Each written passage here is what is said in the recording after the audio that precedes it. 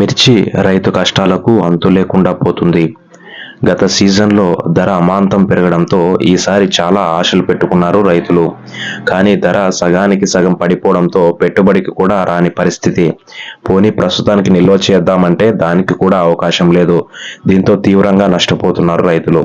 ఆంధ్రప్రదేశ్లో మిర్చి రైతుల పరిస్థితి, ధరల పతనం గురించి ఈరోజు స్పెషల్ ఫోకస్. ఇంకా మన ఛానల్ ఎవరైనా కొత్తగా చూస్తున్నట్లయితే ఇప్పుడే సబ్స్క్రైబ్ చేయండి. సబ్స్క్రైబ్ చేసుకోవడం ద్వారా కొత్తగా నేను చేయబోయే వ్యవసాయానికి సంబంధించినటువంటి అన్ని రకాల వీడియోలు నోటిఫికేషన్ ద్వారా అందరికీ ముందుగా రావడం జరుగుతుంది.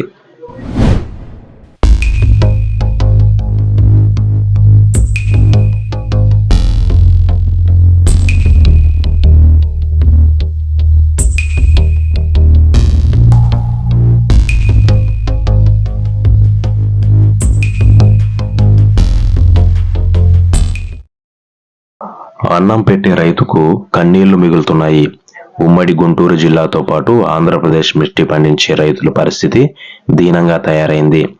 గుంటూరు మిర్చి యార్డుకు తీసుకొస్తున్నటువంటి మిరప ఎంతో కొంతకు అమ్ముకునే పరిస్థితి తయారైంది. ఉమ్మడి గుంటూరు జిల్లాతో పాటు ప్రకాశం, కర్నూలు తదితర ప్రాంతాల నుంచి గుంటూరు యార్డుకు మిర్చి భారీగా వస్తుంది. దాదాపు 1,00,000 టిక్కీలకు చేరుతున్నాయి. అయితే మిర్చికి గిరాకీ లేకపోవడంతో దిగాలు పడుతున్నారు రైతులు.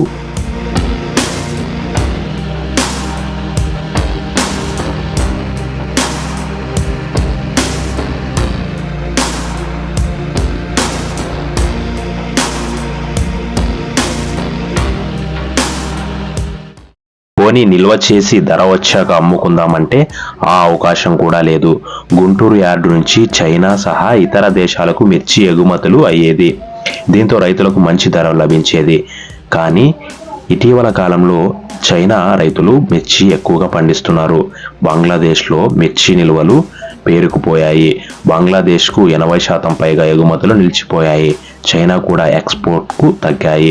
విదేశాలకు ఎగుమతులు ఆగిపోవడంతో మిర్చి రైతుకు శాపంగా మారింది. గత సీజన్లో మిర్చికి మంచి ధర లభించింది.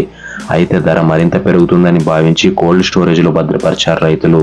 దీంతో కోల్డ్ స్టోరేజ్లో ఖాళీ లేకుండా పోయింది. మరోవైపు పంటను సగం ధరకే కొంటామని అంటున్నారు వ్యాపారులు. బాపట్ల, పలనాడు, గుంటూరు జిల్లాల్లో 1,50,000 ఎకరాల్లో మిర్చి పంట సాగు చేశారు. రైతులు పంట పూత కాయ దశల్లో తెగుళ్లు వచ్చాయి. దీంతో పురుగు మందులు భారీగా ఖర్చు చేశారు రైతులు. దీంతో పంట చేతికి వచ్చేసరికి ధర పడిపోవడంతో తీవ్రంగా నష్టపోతున్నారు. ధర పతనానికి తీవ్రంగా నష్టపోయిన రైతుల కన్నీటి గాథ ఇది.